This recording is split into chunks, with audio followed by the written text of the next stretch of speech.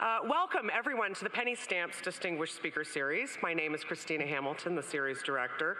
Today, we are so pleased to have with us one of the two Haas brothers. Simon Haas is here with us present to present the Haas brothers. I want to thank our partners for their support of today's program, Design Corps Detroit, Detroit Public Television, and Michigan Radio 91.7 FM. Just a couple announcements before we get going here today. This Friday and Saturday, there is a terrific symposium going on, The Ways of Water, Art and Activism and Ecologies Symposium.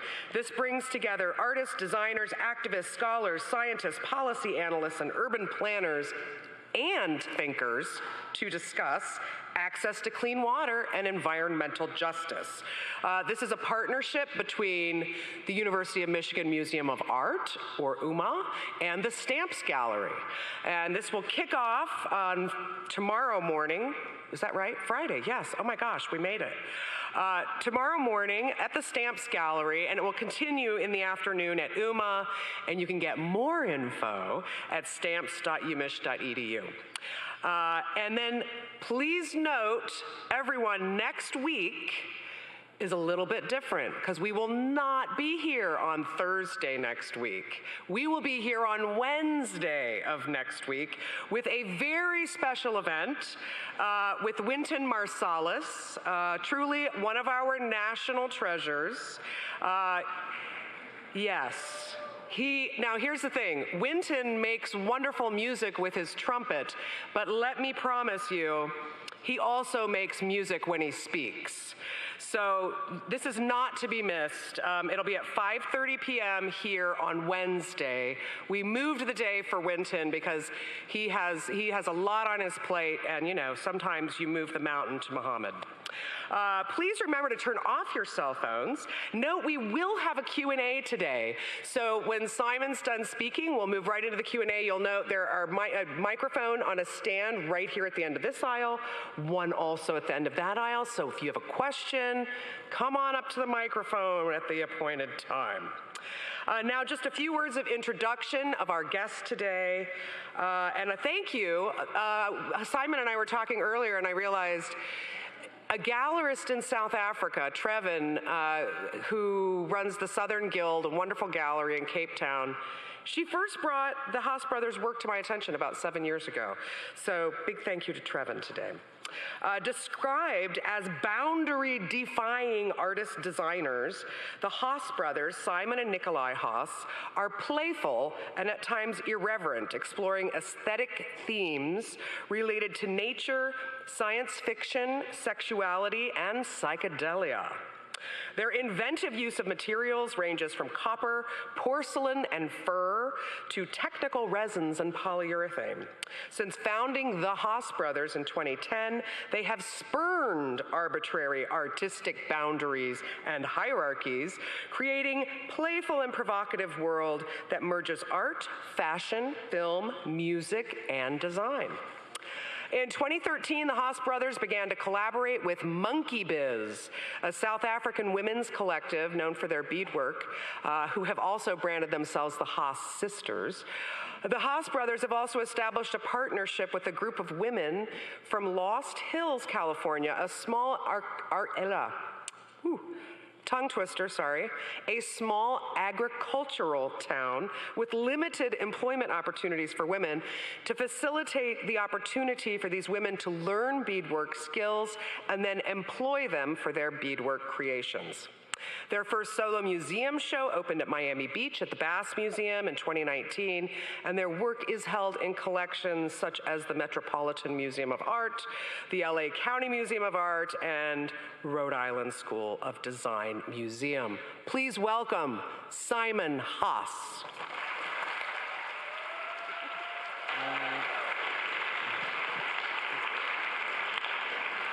Hi, how's it going? Thanks for coming. I want to thank Penny Stamps for inviting me and Christina for the introduction. I am sorry that my brother's not here today. He's in Europe. You got stuck with the more boring brother, but I hope I'll make it fun.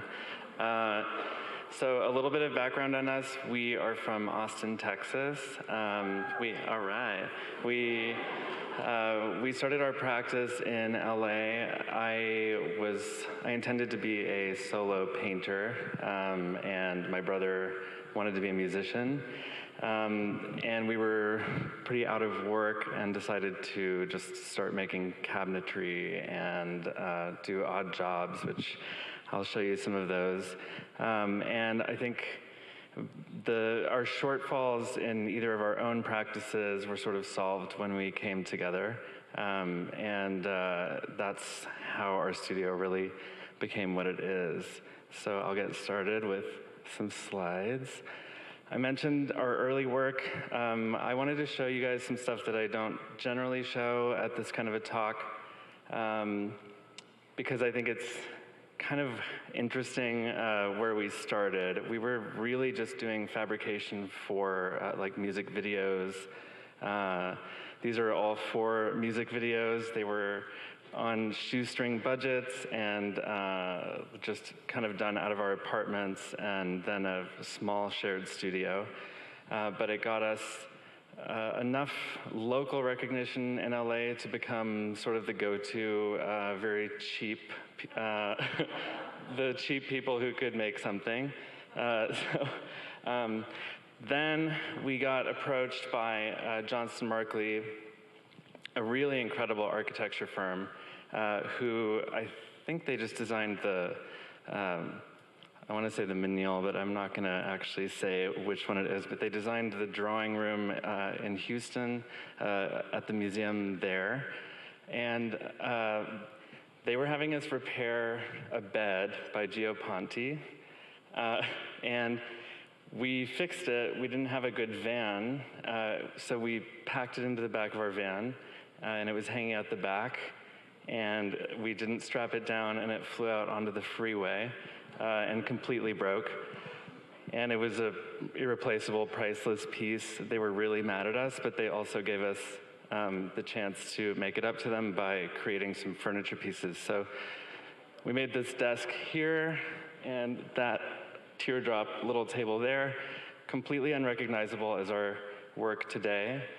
But some sort of early examples of a little bit of an exploration into material. These were plywood covered in resin that we grinded in such a way that it felt somewhat natural. Then amazingly, we got approached to make props for Lady Gaga's perfume campaign. So we just made the masks on all the tiny guys that are crawling all over her, and then those plastic masks there in the video. Not very interesting to work on, but a big deal for us because we were able to start saying that we had done that. That led to us then getting tapped to do the Ace Hotel lobby downtown LA, where I did drawings on the walls, and then we created the front desk here that's all painting. Again, not really recognizable as our work. Finally, we got asked to fabricate a ceiling made out of stainless steel for Peter Marino. And I think that gave us a lot of credibility because Peter Marino is a massive architect. This was a super difficult project. I won't get into it, but we were just asked to make this insane reflective ceiling in Paris. We built and installed it. And that led us to do a collaboration with Versace, which blew my mind at the time and remains kind of probably the most exciting moment in my career. But this is, I think, when we really first started to get noticed. So this was in, I want to say, 2012. We did a full presentation in the Palazzo Versace in Milan. And then that gave us enough money and clout to sort of start our studio. The first works we did were sort of experimental light fixtures, these stools, which are made from a really intense process of metalwork. We would take brass, like hexagonal brass. What is that? Pipe? Not a pipe. A hexagonal brass thing that we would chop into little tiles. I don't know what that's called. Oh, a rod. It's a rod. So, so a hexagonal rod, and then we would chop them into little tiles and put them in a vice grip, hammer each one of them, sort of check it against a form that we had created, and piece by piece, I'm not sure if you can see them, but piece by piece sort of make a honeycomb pattern that was wrapping around these objects. The reason I wanted to do this was that hexagonal grids don't like to bend, and that was a challenge for me. I have a brain that won't turn off when there's an issue that I could sort of tackle or solve, and this is an example of that. Then we made these sort of bondage vases where we would take pantyhose, pour wax into them, and then like tie them up. A really quick, cool thing, but just an active, a very active piece and sort of a precursor to the more sexual work we would wind up doing. And then these, we call these beasts. I don't remember this one's name, but I want to say it's Anus Morissette. Because it has a little butthole over there and big lips. So these aren't design pieces. This is when we first started to sort of move out of design. We were making furniture that was covered in fur, that was very animalistic. I should note, we don't use fur anymore. I kind of regret it, honestly, but it was a big piece of our early practice. But we wanted to create more humorous pieces. We were making really funny furniture. And then eventually the furniture sort of stood up on two legs and turned into these. Another early piece, this is in London at Jessica McCormick. Oh, and then this. So this is probably my favorite process. This is ceramic. It's a process of brushwork. I brushed slip, which is very wet clay if you haven't used it before, onto the surface of a ceramic vessel until it started to grow, sort of like a cave. A lot of people think these are applied. It's actually just brushwork, and it takes hundreds of hours, and they frequently break in the kiln. So this is more my style of work, where it's endless work, and then maybe it gets destroyed. Something about that I actually like. This also a whole lot of work for a joke. This piece is called Raisin d'etre, or Raisin Arizona, I can't remember which one. So this was based on a raisin. This is leather that is hand-stitched. We took swimwear fabric, stretched it over stretcher bars, and hand-stitched a pattern that would, when released, turn into kind of like a prune or raisin skin, and then wrapped it on something funny, like this. So that curtain took 400-something hours to sew, and then it's just a sort of a jokey vagina curtain, flanked by some large phallic lamps. This was our sort of breakout Design Miami presentation. So we had been showing a little bit at Design Miami. There was a lot of resistance to anything that wasn't functional, and we didn't like that at all. I remember at school, the form versus function conversation always kind of annoyed me. I like to focus on one or the other whenever I want to. I don't think there's one that's better than the other. So we decided to make a room full of like sex toys and these frames. So I did paintings of two people. You're not allowed to show paintings at Design Miami. That might have changed at this point, but it was like illegal at the time. So we sold the frames and just popped paintings into them. And then we made these, that's like technically a light fixture. That thing up there. It's not really, it just has a screen inside of it and it has a faint glow, but you just go up to it, and look inside, and there's a video screen. Quickly, just wanted to pop through some of the people who gave us courage to make the weird stuff that we make. I won't go into it too much, but Niki de Saint Phalle is, I think, probably our biggest inspiration. I personally love Erwin Worm for his sort of visual jokes. Mike Kelly, who is from here, right, is so bizarre and amazing, and funny and dark at the same time, which I really appreciate. And then Keith Haring, obviously, and Linda Banglis, whose material applications have really inspired me.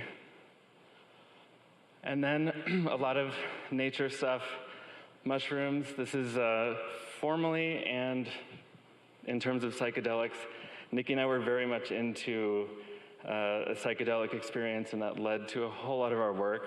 I overindulged. Now I'm sober. You don't need them to be creative. That's the lesson I learned. And I learned it a really difficult way. But try it out if you feel like it, but I don't recommend it. So these are some of the things that I'm obsessed with. Just patterns that show up on shells, patterns in a form like this flower, and then just other patterns. I'm like a pattern person. And then some of the more like alien-looking plants around the world. And then these. So we do like to reference design history and art history, but some of the weirder stuff. So up there is Catherine the Great's furniture. She collected really bizarre furniture.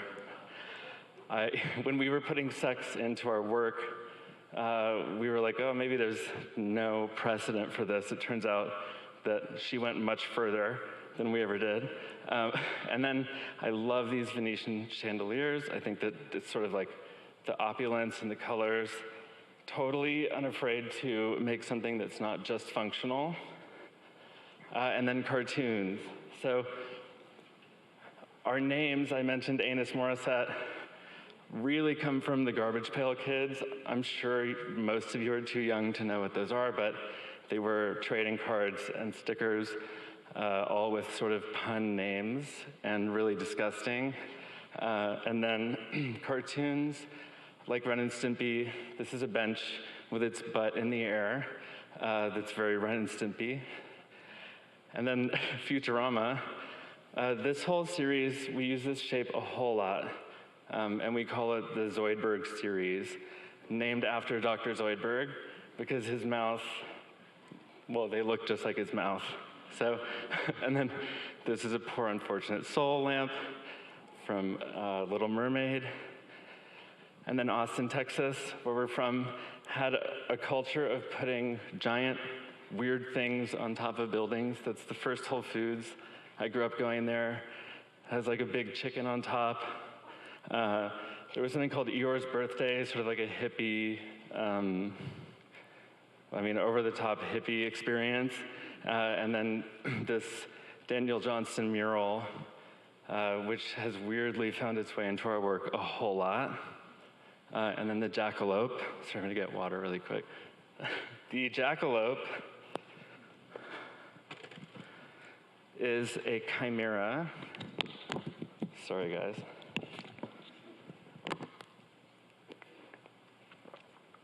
That we grew up seeing a lot of. So in Austin, there's stuffed armadillos everywhere, and there's a lot of stuffed jackalopes. It's supposed to be a real creature. It's obviously just horns stuck onto a rabbit.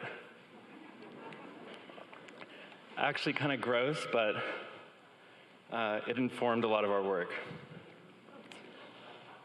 So I showed you a beast earlier. I wanted to tell you about why we did beasts.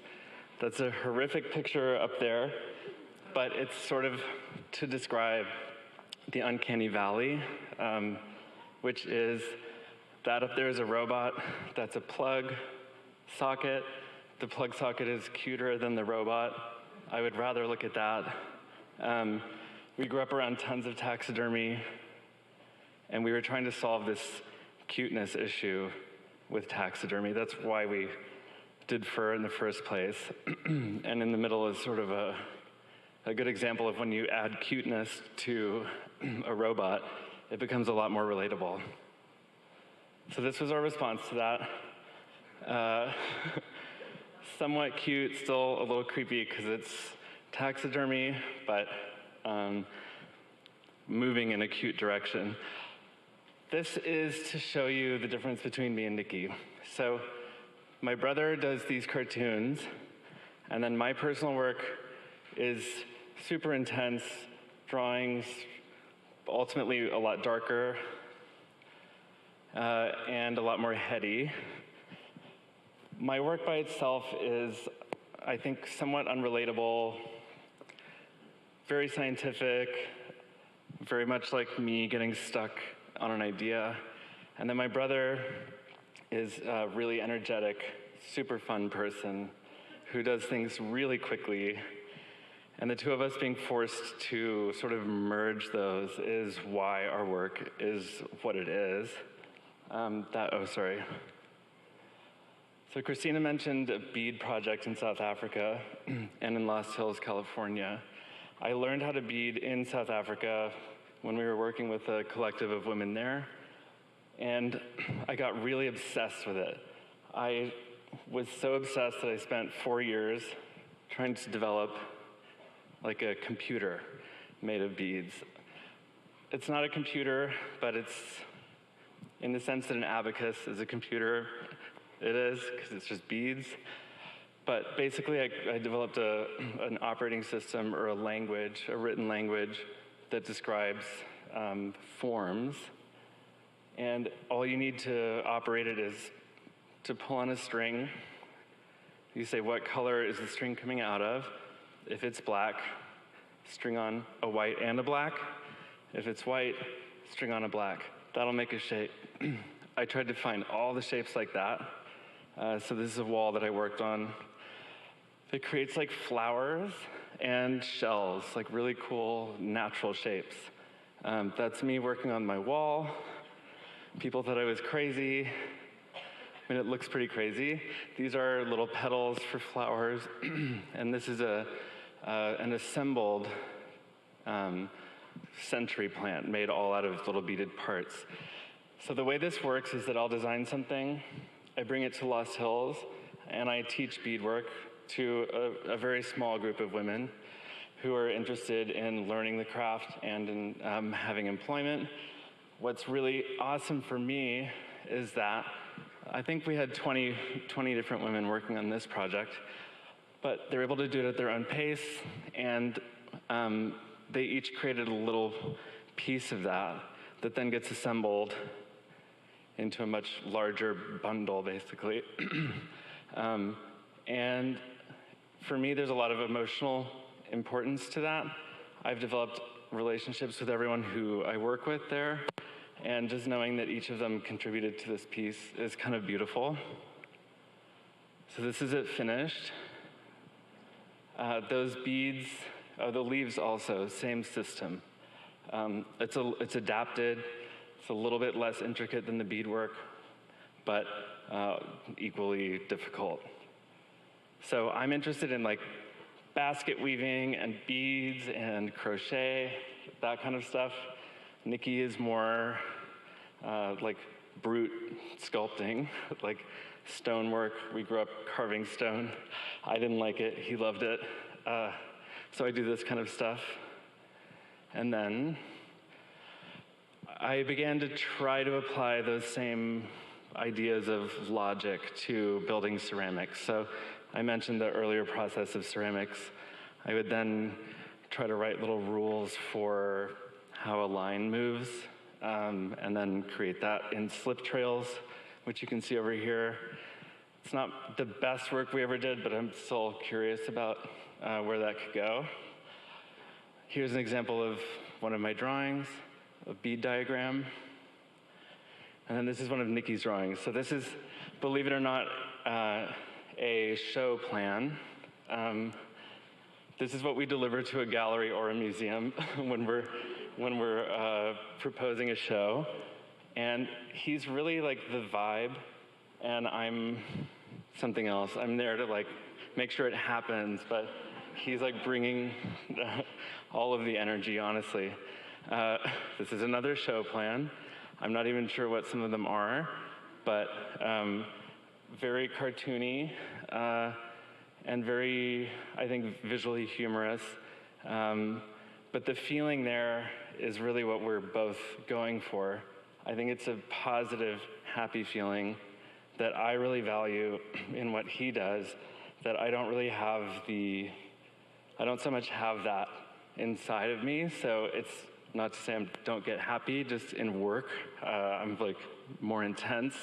So there's a really big benefit to working together, and I think collaborating in general, where I get to sort of draw from this, and he can draw from what I do. This is Neil Tung. Some drawing. This is a mural we did for a marijuana company. This was our show plan for the Bass Museum.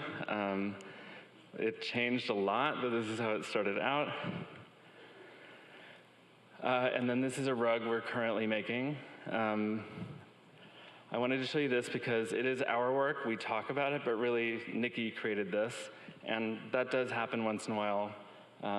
We conceive of something together, but occasionally one of us or the other will actually execute, and we don't generally make a distinction. But when we work together, we wind up having things like this.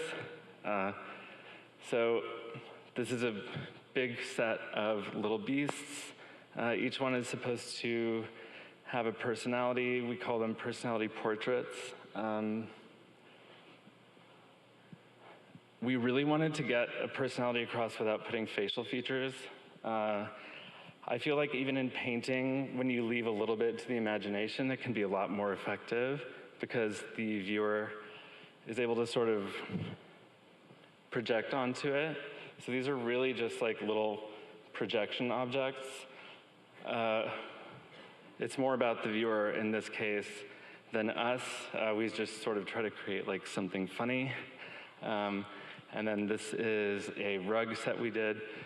That rug is based on the fruit striped gum zebra. I don't know if you guys remember that, but we also, drawing on Texas, there was a theme of roadkill there. So we wanted to make roadkill rugs of extinct animals and then also that zebra. And then this is an example of, this is a tree we're gonna make for an upcoming museum show. But Nikki drew that, and then I bring it into 3D. I do a lot of work in Blender. If you haven't used it, it's an incredible free 3D modeling program. So I do that a lot. I try to take what he's dreaming up, and then I pop it into Blender to see if it'll work. This I'm showing again just because I wanted you to see the process there. So that stretcher bar, the pattern I derived from, I don't know if you can see the little white chalk marks on the back of that. I derived it by gluing a piece of leather onto a balloon, an inflated balloon, and then I popped it, spray painted it, and then took it off the balloon, and I just tried to see where whatever parts weren't painted, I created a little line pattern. We put that on there, and then when you release, after you stitch it by hand, actually 2 people have to be doing this, 1 person on either side, passing a needle back and forth. We don't really do this anymore because it's just too intense for what you get, but when you release, you finally cut that off, it shrinks, and then you get that raisin pattern. So all that work for a raisin. I don't know why. These are some early lamps that we did. The tops are plastic. I really tried to figure out how to do this in glass. I'm not good at glass. I still want to, but they're supposed to be like sort of flowing hair. I don't know, again, sort of a Little Mermaid-y. And then this is a set of the ceramics that we do. So This is a great example of where one of my surface processes combines with Nikki's like wacky forms. There's like I don't know if those are lips or if it's a vagina. That guy has like a pot belly. We love to combine something quick, gestural, and silly with like thousands of hours of work, just because I feel like they offset each other, and all of that time actually gets really encapsulated in the object. A couple more of that.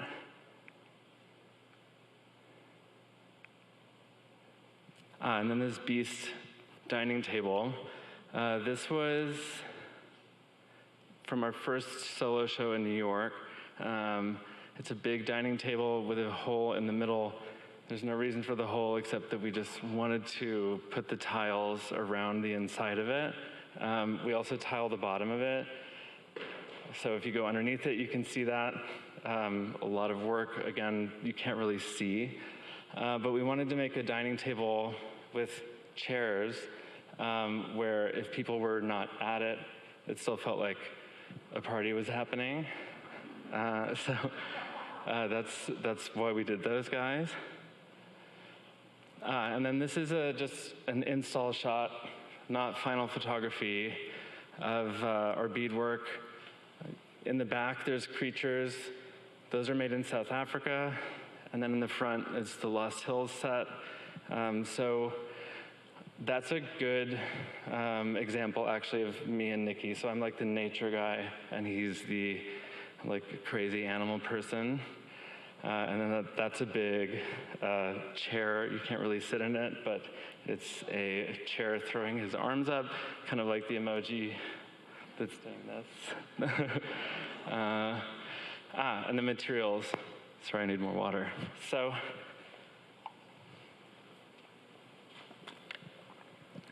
we really go to great lengths to get the best materials or the most storied materials. My obsession with beadwork was so intense that I didn't stop talking about it. I went to the Venice Biennale, and I was just talking about beads to everybody. Most people weren't interested. One person was, because she wanted to offload a lot of beads. So I met someone who was in one of the original like 5 bead making families in Murano. And she'd inherited a factory from her dad.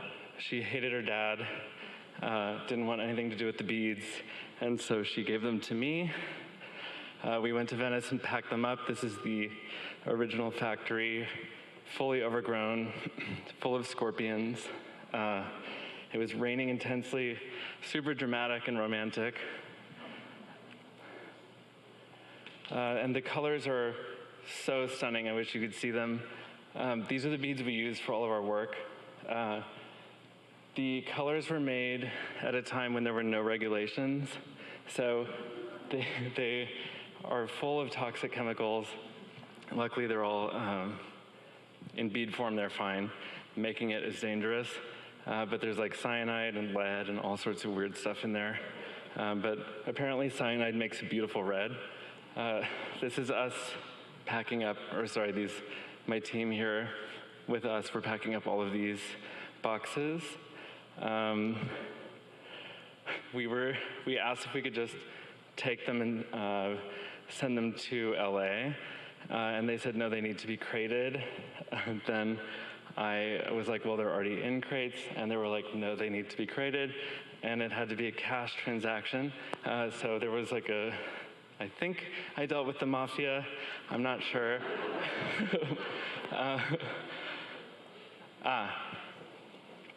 So what we're working on now, we're sort of moving into a more environmental phase, meaning building environments that are fully engrossing. And we're also getting into the NFT space a little bit begrudgingly on my part at the beginning, but I do a lot of digital anyway, so it made some sense. Nikki's really interested in NFTs. we don't shy away from new media, so definitely something that's worth like checking out. I'm still not sure whether I like it or not, but we've definitely had fun doing it. This is our first NFT. It's a beast. Self-explanatory. So this was a dancing beast. We had an idea to get different people to dance and sort of map this onto the dancing. I think that would still actually be really cool. But we've moved on from this guy. We just recently released a really big NFT project. These are, oh, I didn't mention, we've stopped making those beasts. I said we stopped making fur, but we don't make physical beasts anymore. Sometimes furniture, never the little toy-sized guys. So we've sort of taken them and put them into the digital space only. This was sort of cool because I was able to build a file that would spit out, I think it was like 1.3 trillion different beasts. And really, like, all we do when we're making them is move horns around and the mouth and like the feet until it has a personality.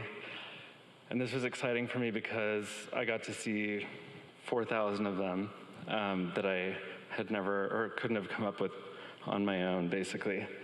So we had a lot of people take personality tests, and that test generated one of these beasts. This is another NFT. We made this for Amphar. It's sort of a long form one. And the little object, this guy, this like lemur thing, is going to be a lamp. So this is its like origin story. This was me sort of figuring out Blender, getting really obsessed with 3D programs. And then we really want to make spas. This is an idea for a spa with the cold water and then heat all around. I think it would be nice to be in. I don't know if it's actually going to happen or not. This is a really weird, sort of creepy, hot room with a devil. I don't really know what that is, but we want to make it. And then these giant street lamps. So we're making a lot of these. This is what we've been working on the most recently. And it's sort of about playing with scale in a way that we haven't done before. This guy in the middle is very small compared to those. And I really want to feel like I'm in this strange forest of like weird Zoidberg things. Oh, and then this. So keeping with the Zoidberg theme, I wanted to see how we could move that into the digital space.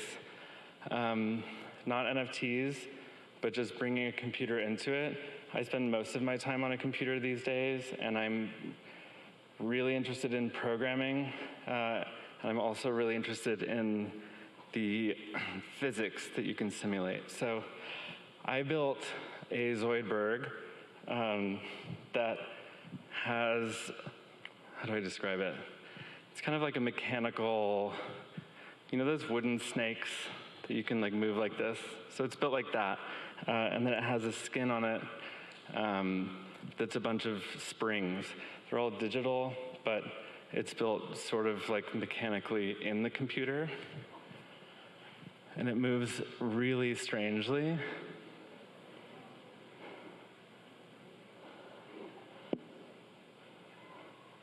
So the idea here was, can we build a template for a Zoidberg and then run it through different physical simulations? So the one you just saw is an invisible ball hitting it really hard. I can play that one more time. So you can see it's moving around a little bit, and then there will be that smack. And we also are having them interact with each other.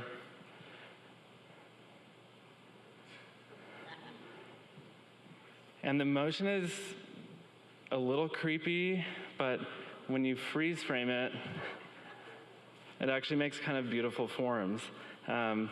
Like this one feels romantic to me, even though that was like a slightly scary motion. We also really wanted them to have like gross floppy skin. That part was intense to build in the computer. Anyone who works in 3D might know that there's a difference between soft body simulations and hard body. Hard body is like what it sounds like. It's hard things running into each other. If you drop a marble on the stage, you could simulate that. I built all of this using hard body simulations because I have more control over it, even though it is technically a soft body. So that was a pretty interesting thing to work on. And then this is a rendering of what it will look like. So we're essentially going to make several sculptures that are an animation, but broken into frames. And this is one of those frames. This is going to be an 8-foot tall white patina bronze with a glowing glass bulb in it.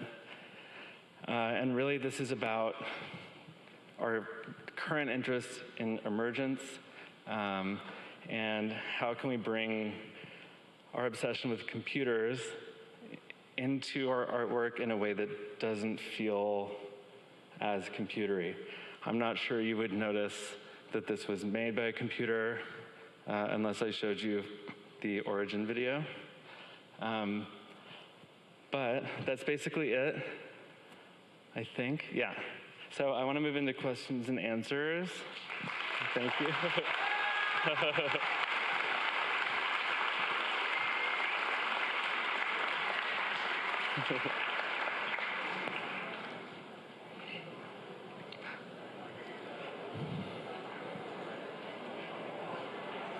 So if anyone has questions, I think Christina's going to walk around and help with that. Oh, yeah, sorry.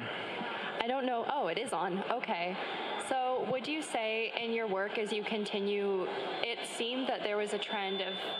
Whoops. Oh, that's me. Okay. Sorry. It seemed there was a trend of you moving away from personal experience of objects to more public experience of objects, especially with the scale going up. Is that true? Sorry, could you say that one more time? Do you think, in general, your trend is moving towards more public experience of objects versus the personal gallery experience? Okay, so the question was, are we trying to move into a more public experience rather than a gallery experience? The answer is yes. Oh, sorry. 7, Lance, thanks. For people that are not staying for the Q&A, could you please leave quietly? Simon couldn't even hear a person asking him a question through a microphone. Thank you. Go ahead. Thanks. So the question was, are we moving into more public space instead of private galleries? Yes. Part of our whole thing, like as young artists, was that we don't like how inaccessible art can be. So public is definitely something that we want to do more of. That was a little bit of our impetus to getting into the NFT space also. I do like that stuff is more accessible that way. And our work is usually super expensive and just sits in a house or a gallery. So yeah, definitely. Thanks. Hi. This isn't like per se a question, but I just wanted to ask if you've ever seen the video Live Forever As You Are Now by Alan Resnick. It reminded me a lot of like your more recent work within the digital space. Oh, cool. I haven't seen that. And it's also, oh, sorry. It's Live also Forever Now? Live Forever As You Are Now with Alan Resnick. It's sort of like a horror short, but it's also really funny. So Cool. I just think you'd be interested in it. Yeah, that sounds great. I'll watch it. Can you hear me? Yes. What do your parents think about your work? My parents are super weird. They love our work. They are They're both like even probably wackier than we are, honestly. We grew up, my mom's an opera singer and my dad is a stone carver. And so our house was only about creativity. So they are a big support. I'm lucky with that, yeah. Hey, so I know your brother's not here today, but I'm curious about collaboration. How does it work when you two are working together? Is it like one person is working on one thing, or is it really integrated with the both of you? That's a good question. It does shift, but I would say that it's sort of individual work side by side, and we're just looking at each other's work. And then we'll sort of spit ideas at each other, and neither of us is afraid of upsetting the other person. I think that's a really important part of collaborating, and we both try to be cool about criticism because we know that it actually will yield better work. In college, I hated collaborating. I didn't like doing group projects. Working with Nikki has sort of forced me out of that, and now I see the benefit. But yeah, I would say we're working in tandem. Tandem? Yeah. One more thing. So like when you do criticize each other and maybe it gets a little heated, how do you guys like come together and kind of resolve that? I mean, we've had fights over work. I don't know if there's one way that it gets resolved. We've definitely had like fights, but it's not worth it. And we do have to work together every day, so we just have to resolve it. I don't think I have good advice for that. Thanks. I saw your work at the Bass like a couple years ago. It was fantastic, super inspirational like exhibit. I was not expecting to see anything like that in a gallery, and I saw it and was like, whoa. But I wanted to ask, you work with so many different materials and so many different things. In your studio, how do you keep all of those practices intertwined together? Yeah, that's actually not easy to do, but I'm obsessed with R&D. I try to we do have a small team, and each person is sort of good at a different thing. And I try to keep everyone really involved in my R&D processes, and I think I explain it as I'm doing it all the time, so that it's not foreign by the time it actually gets to let's make it. It's definitely, like if we were a factory, it would not work because it's not the most efficient thing at all. But it's nice because anytime I find a new material or anything interests me, we kind of have them all around. And I've sort of set it up so that I have the freedom to spend a few weeks or months just tinkering on something. And I think it's really essential to have that. For being so focused on the end product is actually detrimental in my opinion. It is all about that discovery phase. Hi Simon, thanks for coming to talk today. You mentioned in your own personal work with like the beading and the ceramics, how you sort of take like a scientific approach and create those algorithms. Could you talk about like how you generate that and I guess like what inspires that like scientific approach? Yeah, so there's a book called Surfaces and Essences that really blew my mind, and then another one called Metamagical Themas. The author's name is escaping me because I'm on stage, but they're really incredible. And it's all just about logic and linguistics. And weirdly, the first thing I wanted to do was be a linguist. And so that doesn't really align with any of this stuff, but it is all about pattern finding and sort of discovery. And I think I found a way to move that into our work. As far as the bead language that I made, I learned JavaScript. It's not too hard. You can make a lot of stuff with it. And I sort of just took the principles of computing. I never ran through a computer. It was just about if-then statements.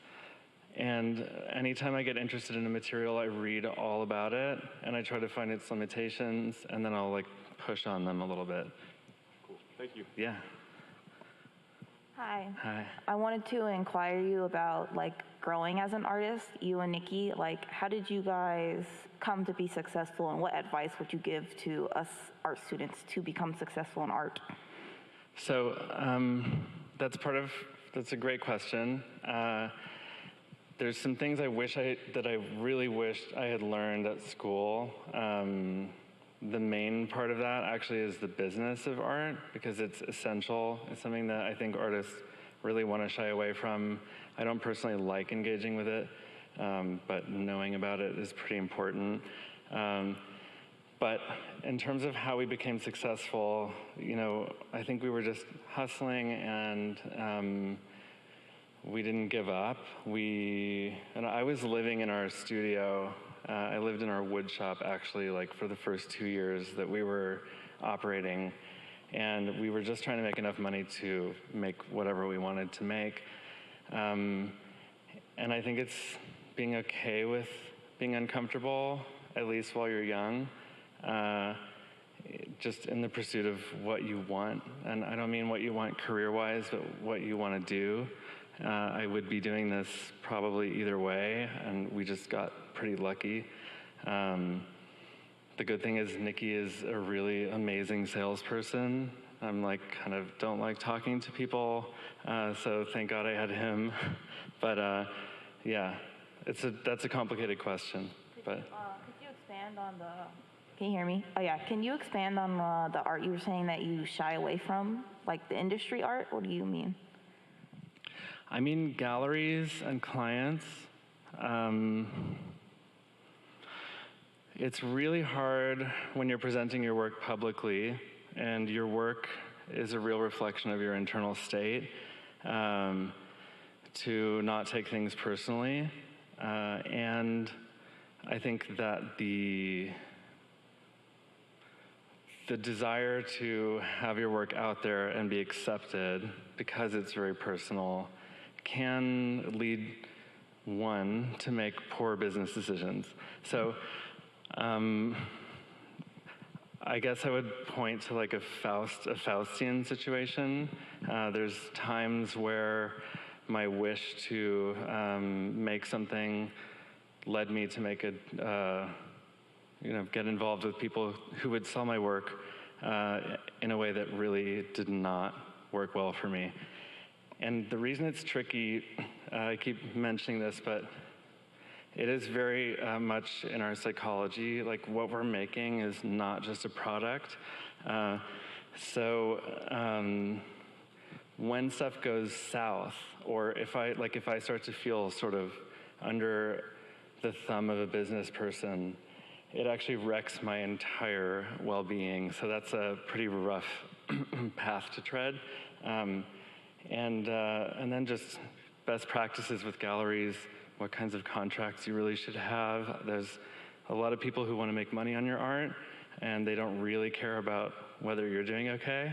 So that's just something to keep an eye out for. Thank you. Yeah. Hello, can you hear me? Okay. I just wanted to ask, why did you decide to make NFT art? So we moved into that. I was already doing digital, and a lot of the work I was doing is just sitting in folders and no one sees it. And I was excited by the prospect of getting to show that. So it's sort of like it's a free gallery basically to put my work out there.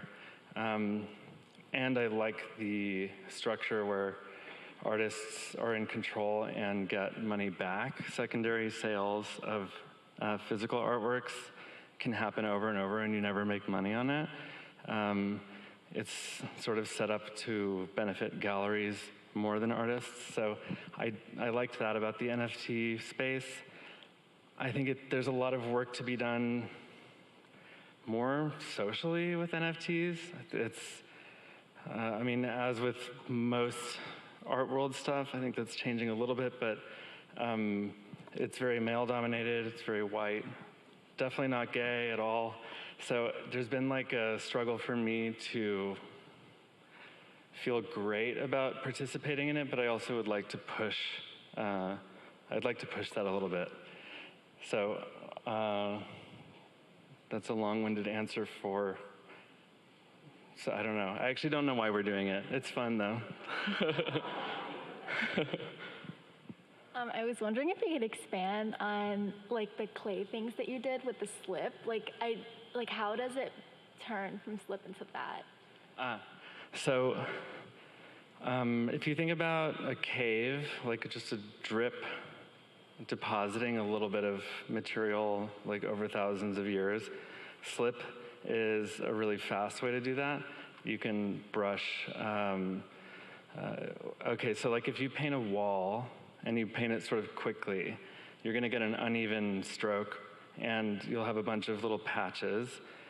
Those patches arrange themselves according to physics and all kinds of stuff that we have no control over, but they do self-pack. That's something I am obsessed with. And if you just do it again, the material will self-pack again, and then you do it over and over, and something will come out of it. So there's so many processes that are iterative and just based on how a material will pack itself that I haven't explored. Basically, anything you do over and over is going to produce something, and that's fascinating to me. Thank you. Yeah. Hi. What advice would you give for students who are thinking of getting into installation, like maybe even long term? Heading into what, sorry? Installation artwork. Installation art. Yeah. I don't know if I have good advice for that because I don't do it very much. I guess just do it. Sorry, that's like terrible advice. I mean, a general advice is not to take too many people's advice on what you're going to make. If you really want to put it in there, if you want to install something, you should just do it, whether or not somebody else is going to be happy. I mean, I was talking about it a little earlier, but I think you have to develop an incredible amount of mental fortitude as an artist if you want to make it, to protect the part of yourself that is creative and wants to do that stuff, but also try to relate to other people. So, yeah. And then you also mentioned like knowing how to manage the business world of art. So as a student, because we're young, we're in college, we're broke, how would you break into the industry? I would say that breaking into the industry requires that you have a lot of work and that you keep making it. So, and this is the case with any like company. It's important to reinvest. As you make money, you need to reinvest in what you want to do. So if that's buying materials or whatever, you just have to keep doing it. And this applies to, my fiance is a writer, and I watch him struggle with sometimes Hollywood is like an impossible place with writing, and I think that's maybe one of the hardest jobs out there, but there's a lot of disappointment, and then really incredible moments. So you have highs and lows. I think that in the low periods, you need to continue making work and then make sure you show it to people. That's the only way to get work. Thank you. Hi. You showed some sketches of show proposals that Nikki did earlier, and I'm curious to know a little bit more about like what it was like, sort of like applying for shows at museums or galleries, or is it something you get invited to do? Like, how did you first get started with that, and what's the process? So we have gotten to a place where we get invited, and those drawings suffice. Early on, they didn't suffice.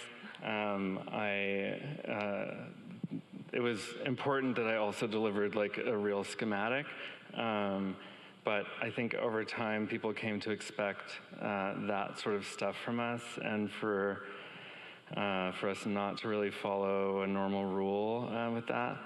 So yeah, definitely include both if you're going to propose something. So in the beginning, it was something that you like applied for, or we would. In the beginning, we would go on meetings and just go to galleries and like hand them our work. I mean, cold calls like that are rough. It's the same as if you're applying for a job at a restaurant. Like, it really sucks. But sometimes they'll land.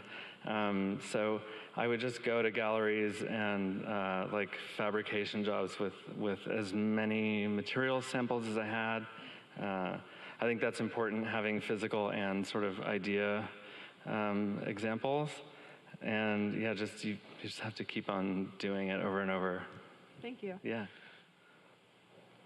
Hi, Simon. Hi. Thank you so much for your presentation and for being here. Yeah. Obsessed with you and your presentation and how authentically you show up. So I was wondering more about how that authenticity shows up in your work and maybe some of the challenges that you might experience in showing up authentically. Yeah, it's not always easy. For sure, there's an appetite for a certain type of work and not an appetite for other work. I showed a side-by-side of Nikki's drawings and my drawings. I make extremely dark sexual drawings, and that's something I love doing. And I do it all the time, whether or not anyone wants to show it. There's a lot of roadblocks with that. So you are gonna run into stuff like that. Staying authentic, I don't know, I think that there was a point where I started to sort of behave how I thought I should, like on stage or whatever. And I wound up feeling super empty. So I only learned that by going through it. I don't think I could have avoided it, honestly. But I guess if you're just, something that I've learned in my program of recovery is to stay teachable. And I think that's really good advice. No matter what you're doing or how far you've gotten, you have to be open to learning stuff. Yeah. Hi, I just wanted to thank you for speaking. And my question was, how did you transition from more 2D focused art into that 3D realm? And like, how does that inform your art you make now? I'm still obsessed with 2D. So that's a hard question for me to answer. I mean, really, when I do 3D work, it is kind of based in something two-dimensional. So even that ceramic process is, it's ultimately painting, and the beadwork is written down. It's not actually a shape until somebody makes it. So I'm still obsessed with that. Moving from one to the other, I'm sure some people can do it. I have a natural predisposal to 2D work, and my brother is naturally more 3D. He loves to sculpt, and I think he's weirdly too impatient to do something like what I'm doing. So my answer to that is I don't know, except that I have a partner who does that. Okay, thanks. Hi, thanks for your time this evening. I'm curious about, so you mentioned you're into digital more and more. Your thoughts on synthetic media, AI-generated art, like Midjourney, static diffusion, specifically, do you consider that art? And your thoughts on the ethics behind that? So I think that the art with Midjourney is in the programming. I think programmers are ultimately very creative. It's interesting because when it first came out, I had a period where I could not stop just putting prompts into Midjourney and seeing what would come out, and it's definitely exciting. But I never felt like what I was producing in Midjourney could qualify as art. On the other hand, I do feel something when I see some of the pictures. They tend to be uncanny and scary, and I think that I don't have a good answer except to say that it definitely makes me feel something. So that is moving towards art. Whether the person putting in the prompts or the programmer is the artist is more the question for me.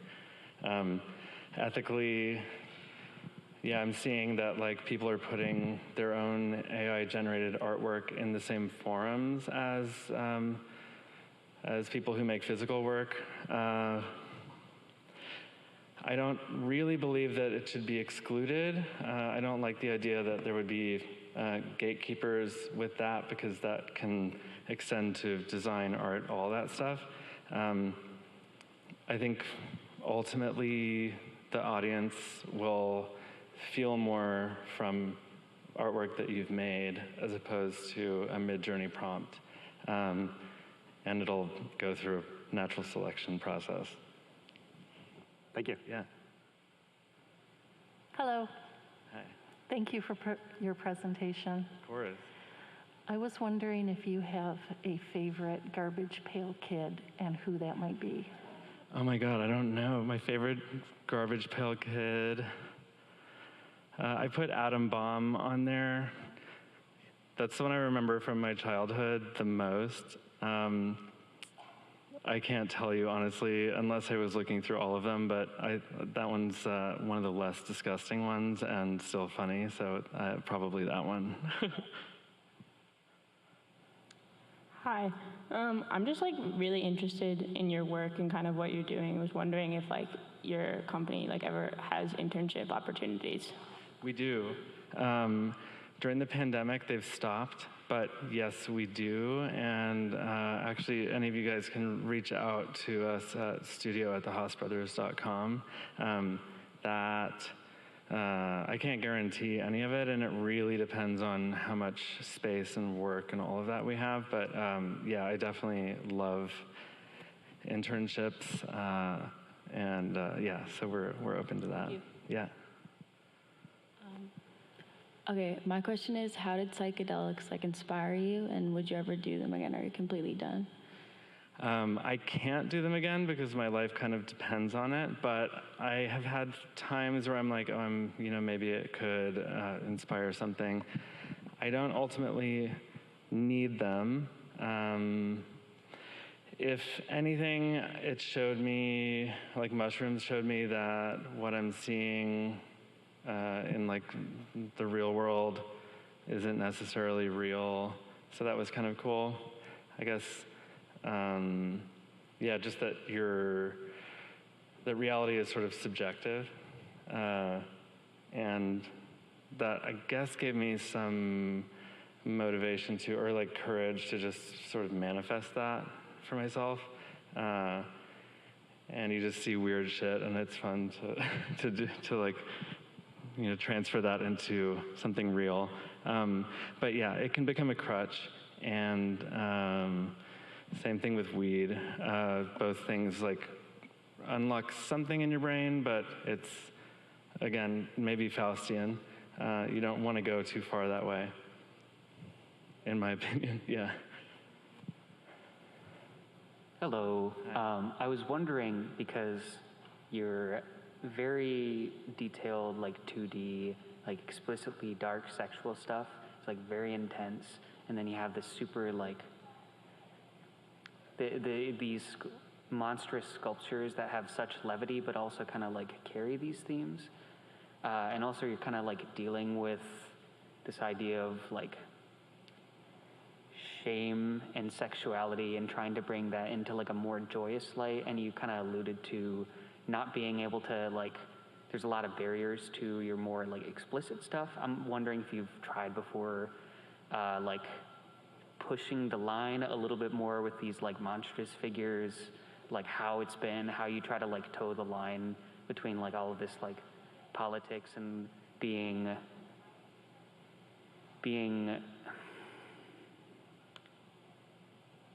respectful with like the themes while also kind of like maintaining that levity? Yeah, that's a great question. Kind of hard to answer, except that, so my personal darker work is very personal, and I could only do it alone. And it is more me working through like who knows what from growing up gay in Texas. So that's like it's a theme that I have going on, and the way I work through stuff is through art. So that's kind of its own thing. My desire to push into the artwork that I do with Nikki is there. It comes up for sure. I mean, a lot of the beasts that we do, I didn't mention this, but they have like hidden genitals, and we will encourage people to like investigate the whole thing, and it's sort of about can we normalize sex conversations? But our work is about a shared experience, so if he hasn't experienced it, it's hard for us to really put it into our work. Whether or not it'll combine more, I'm not sure, but yeah, I've tried really hard not to let my success with Nikki prevent me from also exploring my work, even though I rarely show it. Like, basically it doesn't get shown. But it's just, for me, like, very satisfying. So I don't know if that's even an answer. Thank you. Okay, thanks. Hi, thank you for being here. I'm curious about how you keep learning during your career. Obviously in school you're having so many techniques and ideas presented to you all the time, but I'm wondering how you sort of bring that into your career even when it's more developed.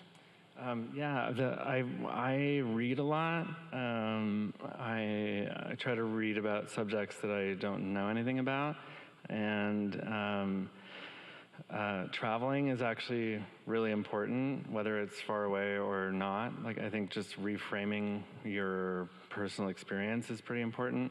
Anytime I feel like I'm not getting anywhere, it's probably because I haven't moved at all. So that's definitely important. And then kind of forcing myself to have conversations with people is another good way to learn. I tend to, anytime I hear something that I don't know or think of something, I'll like go research it. And that's kind of what I do for fun. So that's a good, and then I take criticism. I said, don't take criticism. If it's from someone you respect, yes, that's a great way to learn. I heard somebody say, don't accept criticism from somebody you wouldn't go to for advice. Maybe that's a little too intense, but I think it's pretty good. I think trying to hear, even if it hurts your feelings, trying to hear something, like maybe there's a kernel of truth in something that somebody says to you, yeah, being open to hearing it, basically. Thank you. Yeah. Hi, thanks for such a joyous talk. My question was, what's your most fantastical, ridiculous dream project that you might just be able to do in this lifetime? I love that question. I have always wanted to make a church for some reason.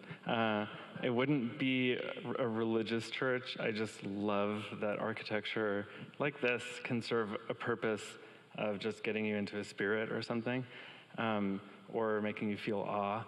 I forgot the church. It's in France. Oh, actually, the Gaudi church in Barcelona is probably the perfect piece of artwork in my opinion. If I could ever do something like that, awesome. And just that everybody gets to go there. It's way outlasted him. That's like the kind of thing I would love. Thank you. Yeah. Wow, we made it. All right. Thanks, everybody. Thanks for coming out, and thank you so much for joining us here, all the way from the West Coast, Simon Haas.